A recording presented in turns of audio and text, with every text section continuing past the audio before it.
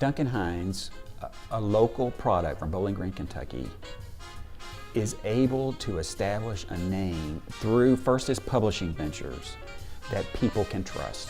And this led to a phenomenal success in the packaged food industry because they take that trusted name, apply it to products, and they're instantly successful because of the trust that's been built up over a number of years. He was born in Bowling Green on Kentucky Street, not very far from this building, as a matter of fact. He unfortunately lost his mother at a very early age and then was sent to live with his grandparents out in Browning, Kentucky. She was a great cook and he was influenced by that. She was a very intuitive cook. She knew when to take something out of the oven. She didn't use recipes. And she used fresh products there from the farm, and he always appreciated that throughout the rest of his life. He truly enjoyed being out, being in America, being free. He loved when he bought his first automobile because then he wasn't, tied down by schedules on the train.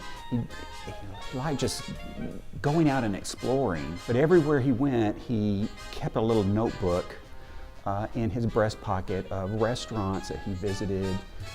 He would ask about local products, about their specialty at the restaurant and prices, and he'd make a little note about the atmosphere of the place too occasionally. And he would recommend places to travelers, fellow traveling salesmen, but also other people who are traveling around the byways of America. And he became sort of an expert at that. And eventually, he decides that to maybe cut down on some of that communication, constant communication with people, he would send out in one of his Christmas cards a little listing of almost a couple hundred restaurants that he would recommend in states that he visited. And it was instantaneously successful. Once the card went out, he sent out 1,000, but he's a traveling salesman, so that wouldn't have been unusual.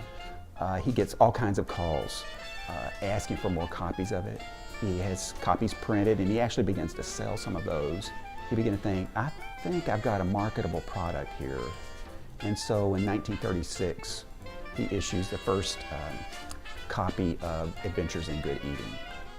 And he's just a fun person because even when you read the entries in that book, he's still a hometown type of person, someone that you could sit down and chat and still ask for a recommendation about a restaurant. And that's the way he wrote them. They're very easy to read.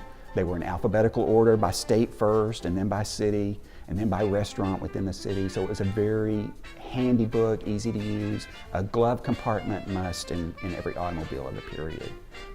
And so this subsequently led to hotels. He began a Lodging for the Night, another publication where he recommended hotels, and then eventually a couple of others that related to vacation spots and where you could go. But the books were very successful and established his reputation and subsequently his name as something that people could trust when it related to good food, quality food. And so once the books are very successful, he begins to allow the restaurants and hotels that are listed to hang a sign in front of their establishment saying this is approved by Duncan Hines. Well, that couldn't be the difference between a break-even business and a successful one. So people were willing to do that, but he's so smart, he does not let them buy the sign, he leases the sign to them, so that if he comes back the next year and they do not meet his minimum standards, he can take the sign back. So Roy Parks, who was working for ConAgra as this marketing specialist, approached Duncan Hines in a different way. He came to him and said, I believe that if you would put your name on a brand of food products that were tested and were high quality, that you could actually help change America's eating habits, that they could eat more nutritiously, that we would be a healthier nation if you would do this. And so almost immediately after their meeting, they formed Hines Park Foods and began issuing food products under the name. So that led to almost 150 different food products coming out under his name eventually. Sliced bread, salad dressings, seasonings, a whole array of food products. But of course the one that everybody knows about are the baking mixes. And these were test marketed first in Omaha, Nebraska. All the raw products, as you can imagine, for a a cake mix, the wheat, flour, and all that would be available in that area. And they test marketed it, and it was very, very successful. One of the reasons it was so successful was the fact that Duncan Hines, going back to his childhood, insisted that fresh eggs be added to the mix by the housewife, rather than the other packaged cake mixes that were available that had dehydrated eggs in the mix, and all you had to add was water and oil. So, of course, this led to a fluffier, tastier cake because you were using fresh eggs. Duncan Hines was very interested in making sure that his name was only associated with top quality products.